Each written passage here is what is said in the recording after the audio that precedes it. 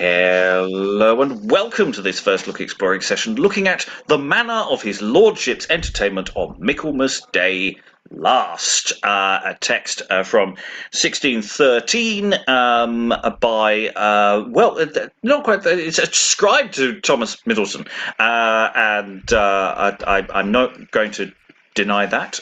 It's a little event. It's not very long. It has one long speech that we're going to look at, and we have our usual wonderful team of readers. We have Constantine, we have Eric, we have Tom, we have Desna, we have Liza, and I'm your host, Robert Crighton. And we're going to just have a little run through this and find out what it gives us, because this is a very specific thing about building basically a small river conduit thing, and it's sort of it's a complicated project which I don't know very much about, but we're going to have a little dive to see what this text tells us about it, because as I say, with any sort of little event you may have a special speech written for it or a special little bit of theatre to go with it, and we're going to have a little dig around and see what this one is. So Liza, could you tell us what the opening introductory bump tells us?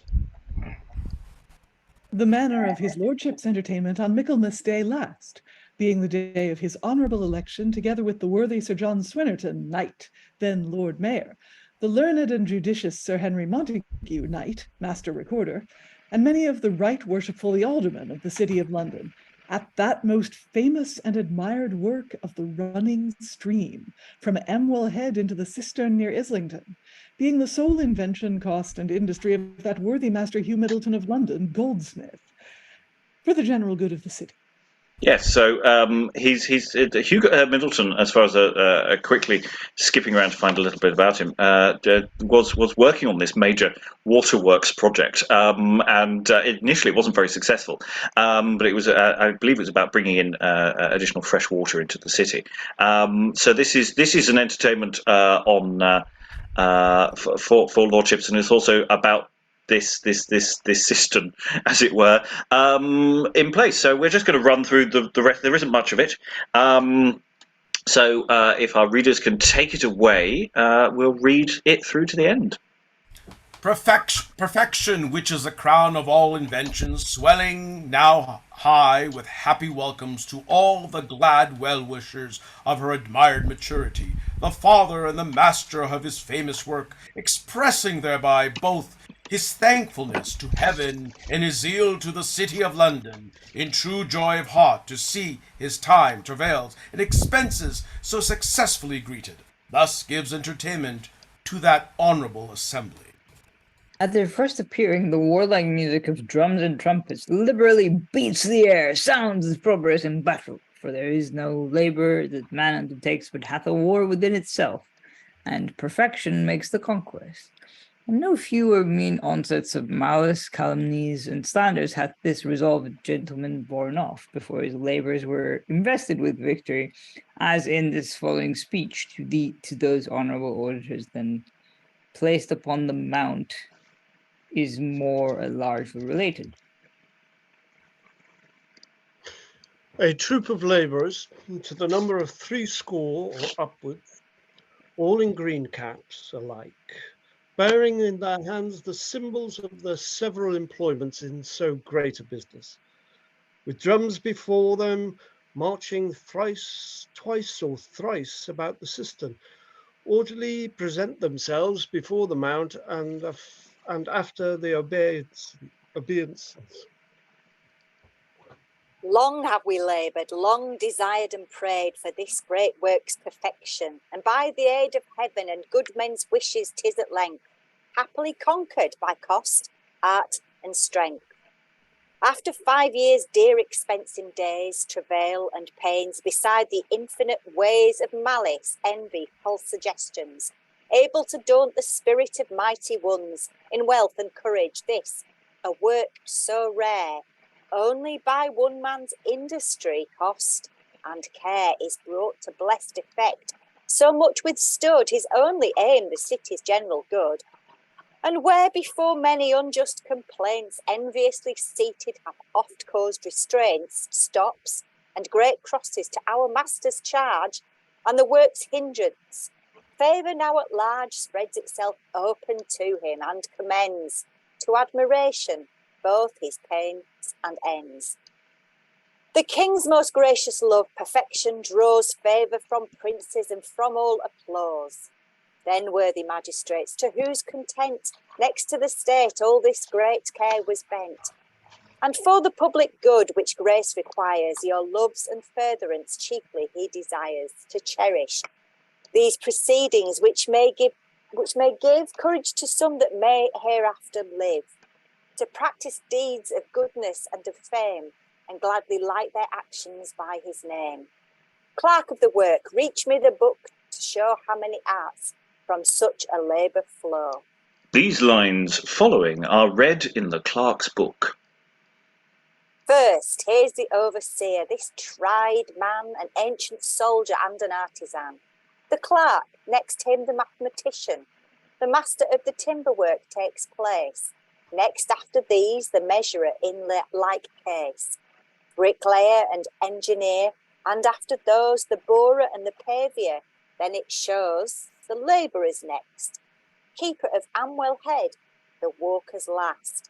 So all their names are read. Yet these but parcels of 600 more that at one time have been employed before. Yet these in sight, and all the rest will say that all the week they had their royal pay. The speech goes on, which I suspect means this stops reading from the book.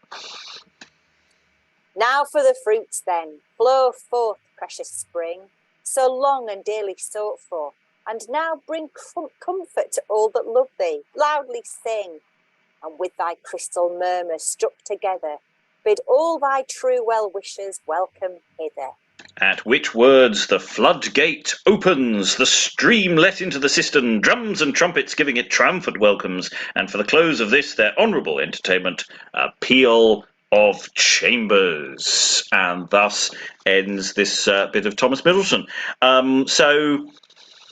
Yeah, it's one of those civic opening ceremonies. It's the kind of thing where the monarch turns up with a trowel and goes, "Yes, I declare this cistern open."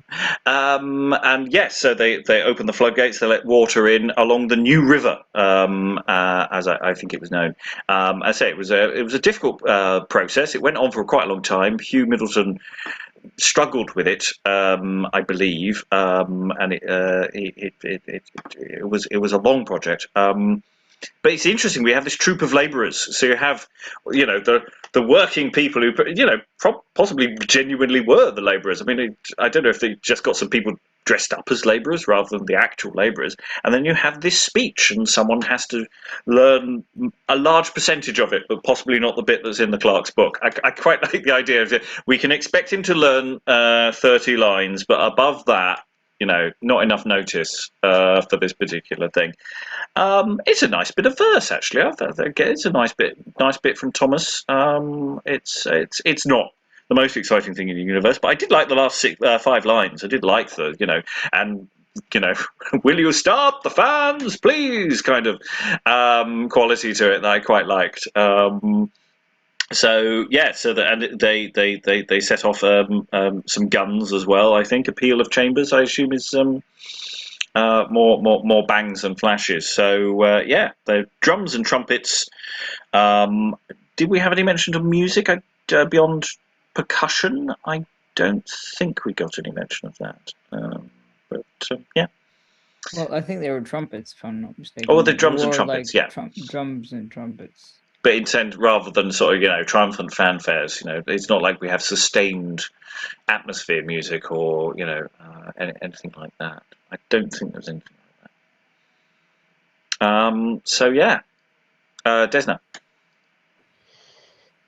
Yeah, so the speech was really interesting, I thought. One thing that really stood out for me was that there's this lack of sort of classical allusions in this. So I don't know when this will be going out. So in the previous piece we've just read, there's been a lot of reference to kind of to Roman or ancient Greek gods. And as there so often was, but in this, it's just, this is what happened. And it feels quite accessible.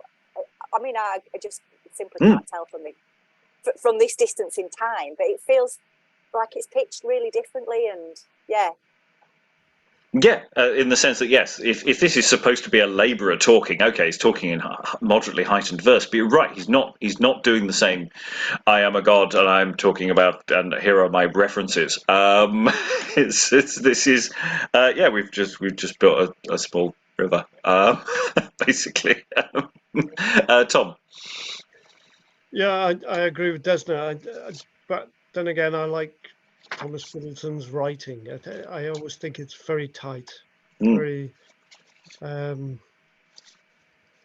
therefore, therefore quite modern, because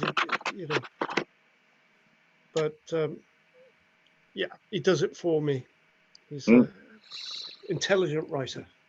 I'm going to put that on the posters now. He does it for me. Thomas Middleton does it for me. I think we put that on the t-shirts. Any other thoughts on this one? Otherwise, I will close the session. Liza. Well, I liked. There's a very nice sentence. Not even in the. I mean, the speech is really interesting because of the laborers that it credits and the order in which they're listed, which presumably follows their rates of pay. I mean, that's really interesting from a sort of historical engineering point of view.